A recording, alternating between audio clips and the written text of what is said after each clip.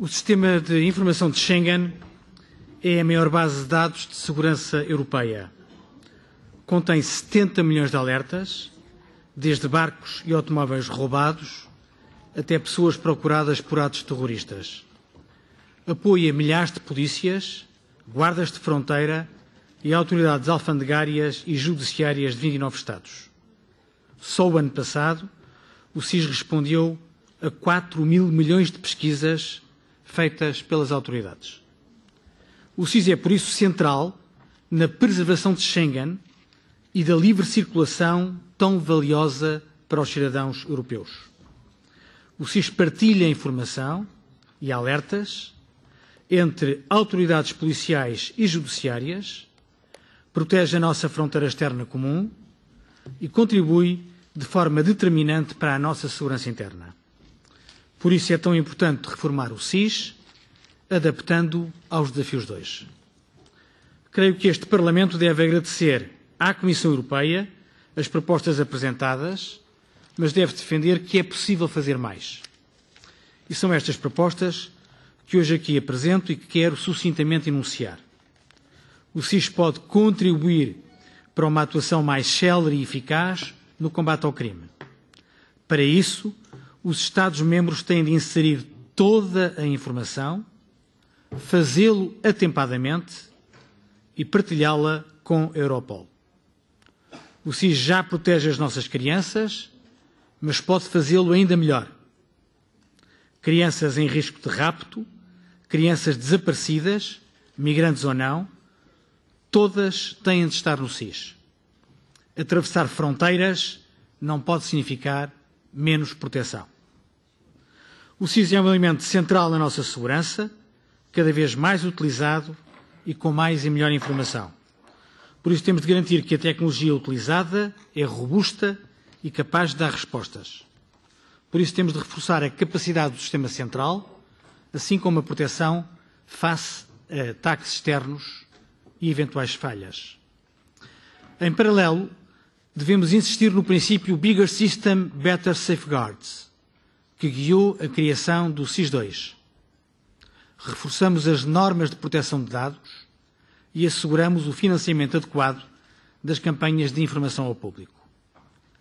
Este Parlamento sempre se bateu por uma evolução planeada e gradual do sistema, garantindo o equilíbrio entre liberdade, segurança e justiça.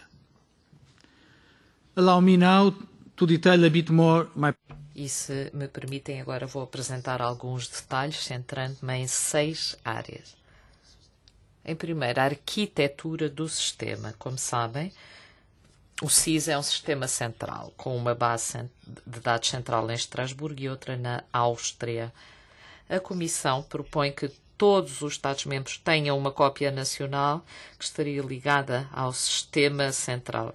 Eu duvido que esta seja a forma correta de avançar. O Parlamento sempre teve algumas dúvidas quanto a esta solução e até agora a Comissão não conseguiu apresentar uma justificação sólida para esta alteração. De facto, no SIS 1 e no SIS 2, mesmo a Comissão estava contra esta ideia. Para além disso, esta solução híbrida, com níveis nacionais e centrais, não está a ser seguida em nenhum outro instrumento, como o sistema de entrada e saída e o ETIAS, e não parece ser coerente com as propostas que resultam do grupo de trabalho de alto nível sobre trocas de informação. Assim proponho, como fizemos no passado, que se aceita o compromisso atual. Aqueles Estados-membros que querem ter uma cópia nacional devem poder ter essa cópia e aqueles que não pretendem ter essa cópia nacional não devem ser obrigados a criar uma. Ao mesmo tempo, gostaria que o sistema central pudesse responder a tudo aquilo que lhe é solicitado. Por isso, peço o seu reforço, criando soluções ativas com o sistema em Estrasburgo e na Áustria a funcionar paralelamente, respondendo desta forma aos pedidos cada vez maiores e aos pedidos maiores também de fiabilidade e segurança. Em segundo lugar, até agora,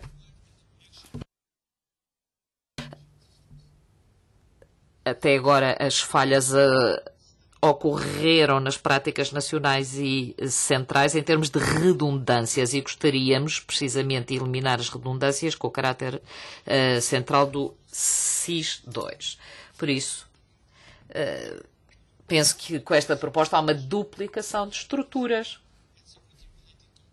Quanto às competências de supervisão e de secretariado da EULIS, elas devem ser alargadas em conformidade com a proposta para a sua nova base jurídica. Em segundo lugar, resposta ao terrorismo. A Comissão introduz a obrigação da criação de alertas em todas as questões relacionadas com terrorismo, mas, a meu ver, o problema reside também no tipo e tamanho da informação introduzida quando surge um alerta, porque assim propõe a obrigação de partilha, independentemente do tipo de delito. Há também um novo tipo de alertas, os controlos de verificação, que são, no fundo, o meio caminho entre estes controlos e a verificação, e o SIS é uma base de dados e desta forma estamos a dar uma resposta a um pedido de um Estado-membro a nível extraterritorial. Por isso,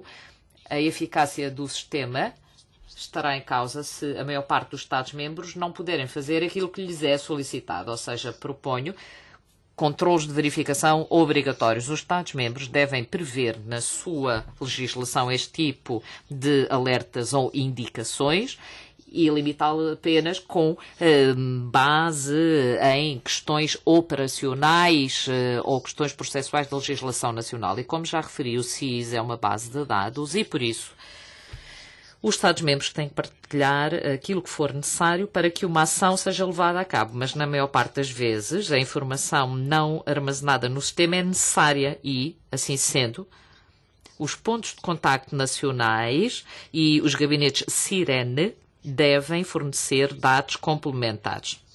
Como mostraram os ataques terroristas recentes, temos que ter uma resposta rápida a estes pedidos de mais informação. Assim sendo, eu proponho que se reduza o prazo previsto para a resposta de 12 para 6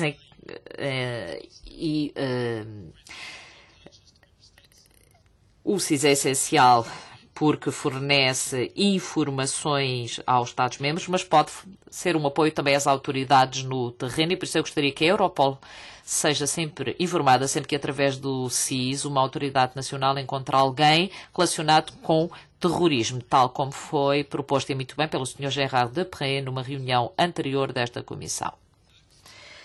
Em terceiro lugar, proteção de crianças e imigração. Temos que fazer com que as nossas crianças estejam protegidas. Por isso, eu proponho que, se uma criança desaparece, os Estados-membros devem automaticamente introduzir uma indicação no SIS. Para além disso, cria-se uma indicação específica para crianças migrantes desaparecidas devido à crise dos refugiados.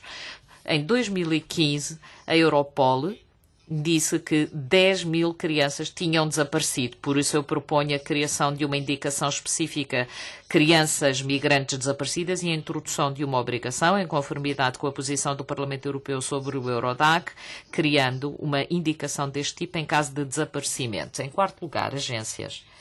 Temos que fazer com que as agências possam também beneficiar desta base de dados e, por isso, a Europol poderia receber mais informações, como já referi, mas gostaria também que o Eurojust e os guardas de fronteiras tenham todas as informações necessárias, o Frontex, nomeadamente, em áreas de hotspot. Em quinto lugar, o papel do Parlamento. A Comissão, na sua proposta, parece esquecer que o Parlamento é co-legislador nestas questões. Todas as questões não regulamentadas nas propostas devem ser atos de execução, em que o Parlamento sobre os quais o Parlamento não se pode pronunciar. Ora, Relativamente, nomeadamente, aos dados biométricos, isto não é o mais adequado. Relativamente a imagens faciais, a ADN e outros dados biométricos, a introdução para esses dados no SIS devem passar por atos delegados. O mesmo pode ser dito sobre o manual em que a maior parte dos detalhes de cooperação entre as autoridades são incluídos. E sexto e último lugar, a eficiência. Todos concordamos. Precisamos de segurança para os nossos cidadãos. Agora, o SIS já existe, ajuda as forças policiais e de fronteira no terreno e não devemos ter que esperar até à próxima década para ter este novo sistema a funcionar. A Comissão quer um novo prazo aberto. Eu penso que isto não é aceitável, por isso proponho que as novas indicações entrem em vigor 12 meses depois da proposta.